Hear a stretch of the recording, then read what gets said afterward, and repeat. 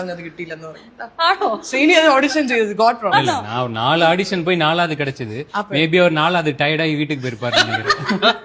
இதுக்கு மேல இது எதுக்கு ശ്രീനി എത്ര ഒന്ന് കൊടുത്ത് போயிருப்பாரு நினைக்கிறேன். ശ്രീനി ഒന്ന് ട്രൈ ചെയ്യണം, ട്രൈ ചെയ്തോണ്ടേ ഇരിക്കണം. അതാണ് അവിടെ നിന്ന് മെസ്സേജ് കിട്ടി. So what is meant to happen is happening. So കനാ കാണും காலங்கள் ஆ டைம்லக்கு you are the heart throat. School படிக்கிற பசங்க அவங்களுக்கெல்லாம் ரொம்ப பிடிச்ச, அவங்க முன்னாடியே நீங்க வளர்ந்தீங்க, டாடா பண்றீங்க, டிவில இருந்து வந்து இப்போ இந்த ஹாய் மூவி பண்றீங்க. So how to you feel your journey has been?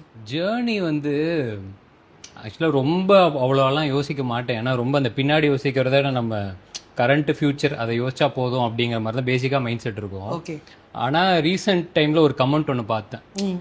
நீங்கள் சொல்றதை வந்து அந்த கமெண்ட்ல பார்க்கும்போது அப்போ சடனாக டக்குன்னு ஒரு ஸ்ட்ரைக் ஒன்று ஆச்சு.